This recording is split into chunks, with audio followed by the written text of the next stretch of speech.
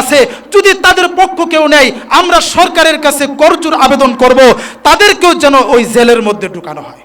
এদেশ মুসলমানের দেশ, এখানে তামাশা চলবে না। আপনি রাজনীতি করেন, আপনার ভোটের দরকার, আপনি অন্যভাবে ভোট চান, কিন্তু নাস্তিকের পক্ষ নেবেন, জাহান্নামের কীটের পক্ষ নিয়ে কথা বলবেন। আপনি যত বড় রাজনীতিবিদ হন না কেন, এদেশের মানুষ বুঝে, এদেশের মানুষের মধ্যে এখন ইসলাম ঢুকেছে, এখন এদেশের মানুষ কোরআন অনুযায়ী চলার চেষ্টা করে, এদেশের মানুষ এখন কোরআনের পক্ষে, এদেশের মানুষ এখন হাদিসের পক্ষে, এদেশের মানুষ এখন উলামা ইকরামের পরামর্শে চলে। এখন আর ওই রামবামদের কথা অনুযায়ী এদেশের মানুষ চলে না। কথা বলেন ঠিক কিনা? এই জন্যে কার পক্ষ নিতেছেন এটা সাবধানে নিতে হবে। তার পক্ষ নিয়ে নিজের অবস্থান নষ্ট করা যাবে। মুহতারাম হাজরিন, এরকম বলে না? একটু আওয়াজ দিয়ে বলেন, আছে না নাই? আপনারা কি অনেকে আছেন মনে হয় শুনেন, এই জন্য একটু মনে হয় বিব্রত বোধ করতেছেন যে বাউল ঘরের পিছনে আবার লেগে গেল কেন? জানেন না বাউলটা কি করছে? গত বৃহস্পতিবারের কাহিনী। এক বাউল, তার নাম হলো ফাউল, নাম হলো আবুল সরকার। আবুল শব্দের অর্থ কি জানেন? এখানে আবুল নামে যদি কেউ থাকেন রাগ করেন না। বাউল সরকার, বাউল মানে বাউলুন, মাদ্রাসার ছাত্ররা বুঝবে, উলামা ইকরাম আছেন বুঝবেন। বাউল শব্দের অর্থ হলো পেশা। বাউলুন এটা আরবি শব্দ, অর্থ হলো কি? একটু আওয়াজ দিয়ে বলেন না, অর্থ কি? পেশাব, পেশাব। এই জন্য আমাদের একজন বড় আলেম তিনি বলেন, বাউল শিল্পী বলেন না, তিনি বলেন পেশাব শিল্পী। কি বলেন? পেশাব শিল্পী। আর ওই বাউলটার নাম হচ্ছে আবুল সরকার। আবুল শব্দের অর্থ হলো আমি প্রস্রাব করছি বা করি, আমি পেশাব করছি বা করি। এখানে আবুল নামে কেউ থাকলে রাগ করেন না। শব্দের ব্যাখ্যাটা এরকম, হয়তো আপনার মা বাবা যখন নামটা রাখছে একটু জানেন এই অর্থটা। আবুল শব্দের অর্থ হলো আমি পেশাব করছি বা করি। এই ফাউল বাউল পেশাব শিল্পী আবুল সরকার গত বৃহস্পতিবারে তার একটা ভিডিও ক্লিপ ভাইরাল হয়েছে। এখানে আল্লাহ তাআলার ব্যাপারে এত কুরুচি সম্পন্ন বাক্য ব্যবহার করেছে যেটা মানুষের সামনে উপস্থাপন করার মতো। এরপরেও জানার জন্য বলতে হয় কিনা? না হলে তো বলবেন হুজুর আয়েশা বাউলদের বিরুদ্ধে কত বইলা গেল। অনেকে ওই সময় আমার আবার গালিও দিতে পারেন। আছে না নাই এরকম মানুষ? রাজনীতি কোরআনের মধ্যে নাই। হুজুর আয়েশা যখন রাজনীতি কথা বলে তখন যায়া সমালোচনা শুরু করে দেয়। হুজুর কেন রাজনীতি কথা বলবে? হুজুর খালি নামাজের কথা বলবে, হুজুর খালি রোজার কথা বলবে, হুজুর খালি যাকাতের কথা বলবে, হুজুর খালি কবরের কথা বলবে, হুজুর খালি হাসরের কথা বলবে, হুজুর খালি জান্নাতের কথা বলবে, হুজুর খালি জাহান্নামের কথা বলবে। হুজুর কেন গান বাজনার কথা বলবে? কারণ সে যে শুনে, এই জন্য তার গায়ের মধ্যে লাইগা যায়। কথা বলেন ঠিক কিনা? হুজুর কেন রাজনীতির কথা বলবে? কারণ সেই যে নেতার পা ধইরা দুনিয়াতে চলতেছে, ওই নেতা তো দুর্নীতি না করে চলতে পারে না, ওই নেতার পা তো দুর্নীতি না করলে আগাই না। এজন্য যখন রাজনীতির কথা হুজুররা বলে কোরআন হাদিস অনুযায়ী, তখন তার গায়ের মধ্যে আগুন জ্বলে যায়। কেন আপনার গায়ের মধ্যে আগুন জ্বলে যাবে? আমি আপনাকে বলি, আপনি কেন শুধরান না? আপনি যখন দেখেন কোরআনের কথাগুলো আপনার নেতার বিরুদ্ধে যাচ্ছে, তখন আপনি কেন শুধরান না? আপনার মনে কেন আসে না কোরআনের কথা আমার নেতার বিরুদ্ধে যাচ্ছে, মানে আমার নেতা সঠিকের উপরে নাই, আমার নেতা কোরআনের উপরে নাই, আমার নেতা হাদিস অনুযায়ী চলতেছে না, আমার আপনার রাসূল ছিল রাষ্ট্রনায়ক, আমার আপনার রাসূল রাষ্ট্র পরিচালনা করেছে, তাহলে এই কোরআনের মধ্যে হাদিসের মধ্যে রাষ্ট্র পরিচালনার কথা নাই, এটা আপনি কোথায় পাইলেন? আপনি কি কোরআন হাদিস বেশি বুঝেন না যে পড়েছে সে বেশি বুঝে? একটু আওয়াজ দিয়ে বলেন, একটু আওয়াজ দিয়ে বলেন, কে বেশি বুঝে? যে পড়েছে সে, নাকি যারা মাহফিলের মধ্যে আয়েশা যখন হুজুর এই কথাগুলো বলে হুজুরকে বাধা দেয় তারা?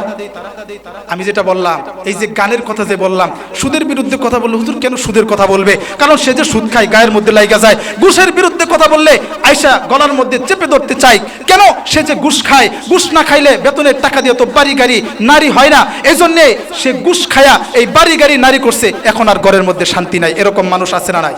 আওয়াজ দিয়ে বলেন আছে না নাই? একটু আওয়াজ দিয়ে বলেন আছে না নাই?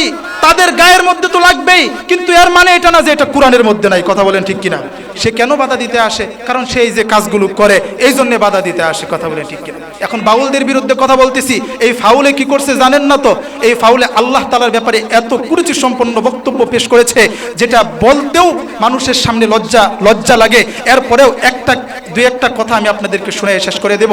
যে একটা কথা সে বলেছে গত বৃহস্পতিবার, যেটা ভাইরাল হয়েছে, সে বলেছে আল্লাহ এক এক সময় এক মুখ দিয়া এক এক কথা বলে।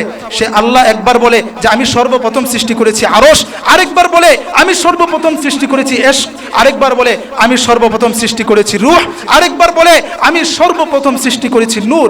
ওই বাউল ফাউল পেশাব শিল্পী বলে জাহান্নামের কীট, এই নরপিশাচ, এই নাস্তিক, এই মুরতাদ বলে আল্লাহ এক মুখে এত কথা বলে, এটা মুখ না হুক? বলেন না নাউজুবিল্লাহ? আরেকটু আওয়াজ দিয়ে বলেন না নাউজুবিল্লাহ? কি বলছে বুঝছেন? মুখ না হুক, বুঝছেন? বুঝেন নাই, বাংলা ভাষায় বলা যাবে না, বুঝছেননি? সে এইটা মন্তব্য করছে। নাউজুবিল্লাহ, একটু জোরে বলবেন না? এখন আপনারা বলেন, এই শিল্পীর ঈমান আসেনি? ঈমান আছে? আওয়াজ দিয়ে বলেন, ঈমান আছে? এ যদি মারা যায় জানাজা করা যাবে? এ যদি মারা যায়, যদি কেউ জানাজা করে, তাহলে তারও ঈমান নেই। কথা বলেন ঠিক কিনা? কথা বলেন ঠিক কিনা? আরেক ফাউল শিল্পীর আরেকটা বক্তব্য আপনাদেরকে শোনায়। সে দাড়ি রাখে না কেন জানেননি? একটা দাড়ির মধ্যে 70টা ফেরেশতা থাকে, এটাও কিন্তু, এই হাদিসটাও কিন্তু নাই, তাদেরই বানানো, তারাই ওই পালা গানের মধ্যে মানুষকে এগুলো শোনায়। এখন সে বলে, আমি যে দাড়ি রাখবো, প্রত্যেকটা দাড়ির যদি 70টা করে ফেরেশতা থাকে, তাহলে তো বারে আমার দাড়ি পড়ে যাবে। নাউজুবিল্লাহ বলবেন না? নাউজুবিল্লাহ বলবেন না? একটু আওয়াজ দিয়ে বলেন নাউজুবিল্লাহ। আরেক ফাউলের আরেকটা বক্তব্য আপনাদেরকে শোনায়। সে বলে, মহিলারা যখন বুরকা পরে, তখন তার দেহটা তো ডাইকা যায়, বুরকার নিচে চলে যায়, তারে দেখা যায় না। শয়তানকে যেরকম দেখা যায় না, তারে ওই রকম দেখা যায় না। বলেন না নাউজুবিল্লাহ? বুরকার অপমান হয়েছে কিনা? বুরকার অপমান হয়েছে কিনা? তাদের কথার মধ্যে কোরআনের অপমান পাওয়া গেছে কিনা? বুরকার অপমান পাওয়া গেছে কিনা? দাড়ির অপমান পাওয়া গেছে কিনা? এখন আপনারা ডিসিশন নেন, আপনারাই সিদ্ধান্ত দেন, এই ফাউল শিল্পীগুলোর ঈমান আসেনি? এখন আরেকটা সিদ্ধান্ত আপনাদের দিতে হবে। এই ফাউল শিল্পীরা ফাউল কাজ কইরা কোরআনের বিপক্ষে যায়া, দাড়ির বিপক্ষে যায়া, হাদিসের বিপক্ষে যায়া, এই ফাউল শিল্পীরা, এই পেশাব শিল্পীরা যে ঈমান হারা হয়েছে, এখন যদি তাদের পক্ষ অবলম্বন করে কোনো দলের কোনো নেতা, তাহলে তার ঈমান থাকবে। বড় দল হইলে, বড় দলের নেতা যদি বলে, বড় দলের প্রধান যদি বলে, বড় দলের মহাসচিব যদি বলে, ঈমান থাকবে? ছোট দলের কেউ যদি বলে, ঈমান থাকবে? এগুলো হলো ঈমানের সাথে প্রশ্ন। আমি বললেও আমাকে যে বাধা দিতে আসবে, তারও ঈমান নেই। কথা বলেন, কথা বলেন। আমাকে যদি এখন কেউ বাধা দেয় যে এগুলো বলা যাবে না, যে অমুক দলের অমুকে বলছে, তাহলে তারও ঈমান নাই। কারণ তারা যে কথাগুলো বলেছে, ওই কথাগুলোর মধ্যে কুফরি আছে। যারা তার পক্ষ অবলম্বন করেছে, তারাও কুফরির মধ্যে লিপ্ত হয়েছে, তাদেরও ঈমান নাই। তারা যদি এখন মারা যায় তওবা না করে, তাদের জানাজা করা জায়েজ নেই। এনায়েতুল্লাহ আব্বাসী সাহেব তিনি বলেছেন, যদি তাদেরকে কোনো জায়গায় পাওয়া যায়, জিন্দিক হিসাবে তাদেরকে হত্যা করা যাবে। তারা এত জঘন্য কাজ করেছে, রাসূলের ব্যাপারে, কোরআনের ব্যাপারে, আল্লাহর ব্যাপারে, সাহাবায়ে কিরামের ব্যাপারে। সাতেমে রাসূলকে যদি হত্যা করা জায়েজ হয়, তাহলে আল্লাহর ব্যাপারে যে কুরুচি সম্পন্ন বক্তব্য পেশ করেছে, বুরকা নিয়ে যে কটূক্তি করেছে, দাড়ি নিয়ে যে কটূক্তি করেছে, তাকেও হত্যা করা জায়েজ। কথা বলেন ঠিক কিনা? মুহতারাম হাজরিন, দুঃখের বিষয়, আমাদের এই বাংলাদেশ ৯৬ ভাগ, ৯২ ভাগ, ৯০ ভাগ আমরা যেটাই শুনি মুসলমানের দেশ। এই দেশের মধ্যেও এই বাউল শিল্পী, এই পেশাব শিল্পী, এই আবুল সরকার ফাউল করার পরেও, আল্লাহকে নিয়ে কুরুচি সম্পন্ন বক্তব্য পেশ করার পরেও, বুরকা নিয়ে তারা কুরুচি সম্পন্ন বক্তব্য পেশ করার পরেও, কোরআনের অবমাননা করার পরেও যারা এর পক্ষ অবলম্বন করেছে, দুঃখের বিষয়, বিভিন্ন সামাজিক মাধ্যম থেকে যেটা জানতে পেরেছি, সুশীল সমাজের প্রায় ২৫৮ জন, এর মধ্যে নেতা আছে, খেতা আছে, নায়ক আছে, নায়িকা আছে, গায়ক আছে, গায়িকা আছে, সোশ্যাল মিডিয়ায় যারা সেলিব্রিটি, এরকম সহ প্রায় ২৫৮ জনের মানুষ যারা সুশীল সমাজ নামে পরিচিত, যারা মুসলমান দাবি করে, এরা তো আসলে মুসলমান না, এরা নাস্তিক, এরা মুরতাদ, এরা জাহান্নামের কীট। এই জাহান্নামের কীটেরা তাদের পক্ষ অবলম্বন কইরা তারা তাদের পক্ষে কথা বলেছে। যে বা যারাই হোক, আমরা তাদেরকে প্রত্যাখ্যান করলাম। পারবেন তো ইনশাল্লাহ? বুটের ময়দানে যদি আয়সা বুট চায়, তাদের ব্যাপারে যদি আপনি জেনে থাকেন, তাহলে পা দিয়ে লাথি মেরে এই জমিন থেকে সরাইয়া দিবেন। পারবেন তো ইনশাল্লাহ? এদেশ মুসলমানের দেশ, এদেশ শাহজালালের দেশ, এদেশ শাহপরানের দেশ, এদেশ হাফিজুর রহমাতুল্লাহের দেশ, এদেশ কাসেম নানু, এদেশ হচ্ছে এদেশ আহমদ শফি রহমতুল্লাহের দেশ। এদেশের মধ্যে এই বাউলরা ফাউল করে বেড়াবে, আর এদেশের মাটি সহ্য করবে, এদেশের জনগণ সহ্য করবে, এদেশের তৌহিদি জনতা সহ্য করবে? এটা হতে পারে না। কথা বলেন ঠিক কিনা? কথা বলেন ঠিক কিনা? আগে এক ফ্যাসিস্ট সরকার ছিল, হ্যাঁ, তার অধীনে যারা ছিল, তারা তো এদেশ থেকে পালানোর জন্য হেলিকপ্টার পেয়েছিল। এখন যারা নাস্তিক হবেন, এখন যারা মুরতাদ হবেন, এখন যদি কেউ ফ্যাসিবাদীর পক্ষ নেন, এখন তারাও জেনে রাখেন, এই বাউলদের পক্ষ নিয়ে যদি আপনি ক্ষমতায় আসতে চান, তাহলে এই ক্ষমতা বেশি দিন টিকবে না। তারা তো হেলিকপ্টার পেয়েছিল পালানোর জন্যে, আপনি পালানোর জন্যে ব্যানগাড়িও পাবেন না। কথা বলেন ঠিক কিনা? এদেশের মাটি সহ্য করবে না। এই ৫৬,০০০ বর্গ মাইলে মাটিতে আপনার জায়গা হবে না। কথা বলেন ঠিক কিনা? কথা বলেন ঠিক কিনা? আপনারা বলেন, বাউল যেগুলো করছে ফাউল করছে কিনা? বাউল যেগুলো করছে এগুলোর মধ্যে কুফরি আছে কিনা? সিদ্ধান্ত দেন, কুফরি আছে কিনা? এই কুফরির পক্ষ যদি কেউ অবলম্বন করে, তাহলে সে কি করলো বলেন? কুফরি করলো কিনা? মুহতারাম হাজরিন, এই জন্যেই এই গান বাজনা আমাদের পরিত্যাগ করতে হবে। এটা শয়তানের আওয়াজ। শয়তান চায় সবসময় তার আওয়াজের মাধ্যমে আমাদেরকে সঠিক পথ থেকে সরাইয়া দিতে।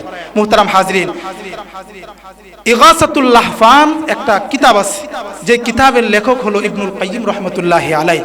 তিনি তার কিতাবের মধ্যে সুন্দর কিছু কথা লিখেছেন। এই যে আমরা পৃথিবীতে আছি, পৃথিবীতে বসবাস করতেছি, আমাদের পৃথিবীতে থাকার কিছু উপকরণ আছে না? উপকরণ লাগতেছে না? শয়তানও যে পৃথিবীতে বসবাস করতেছে, তারও বসবাসের কিছু উপকরণ আছে। মুসলমান ভাইরা আমার, বন্ধুরা আমার, শয়তান পৃথিবীতে বসবাস করতেছে, পৃথিবীতে বসবাসের জন্য তার কিছু উপকরণ আছে। আমরা যেরকম পৃথিবীতে বসবাস করতেছি, আমাদের উপকরণের দরকার আছে। শয়তান ঠিক তদ্রূপভাবে পৃথিবীতে বসবাস করতেছে, তারও উপকরণের দরকার আছে। 9টা উপকরণের কথা ইগাসাতুল লাহফান গ্রন্থের মধ্যে ইবনুল কাইয়িম রাহমাতুল্লাহি আলাইহি উল্লেখ করেছেন। হুজুর চলে আসছে, 9টা বলবো না, শুধু 9টা থেকে একটা বলি আমি আপনাদের কাছে। এই 9টা উপকরণের একটা উপকরণ হলো শয়তানেরও মুয়াজ্জিন আছে। মুয়াজ্জিন ইবলিস আল মিজমার।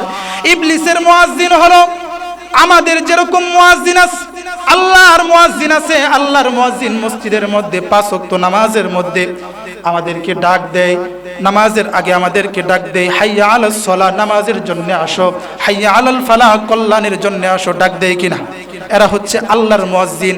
শয়তানেরও মুয়াজ্জিন আছে, মুয়াজ্জিন ইবলিস আল মিজমার। ইগাসাতুল লাহফান এই গ্রন্থের মধ্যে ইবনুল কাইয়িম রাহমাতুল্লাহি আলাইহি লিখেছেন, শয়তানের মুয়াজ্জিন হলো আল মিজমার। এখন আমি আপনাদের কাছে প্রশ্ন করতে চাই, একটু জোরে আওয়াজ দিয়ে বলবেন, বলেন তো দেখি, আল্লাহর মুয়াজ্জিনের আজান শুনে মানুষ বেশি একত্রিত হয়, নাকি শয়তানের মুয়াজ্জিনের শব্দ শুনে মানুষ একত্রিত হয়? মিজমার শব্দের অর্থ হলো বাদ্যযন্ত্র। মিজমার শব্দের অর্থ কি? মিউজিক, বাদ্যযন্ত্র।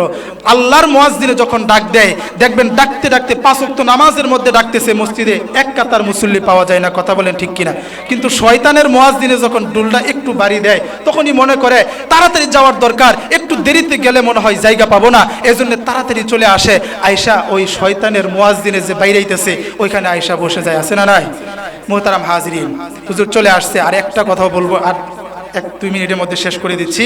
হুজুর চলে আসছে। আমি যে কথাগুলো বললাম, আমি আপনাদের কাছে এটা বুঝাইতে চাইতেছি, শয়তান অনেক কাজ যেগুলো আমাদের সামনে সুন্দর করে উপস্থাপন করতেছে, আসলে কাজগুলো সুন্দর না।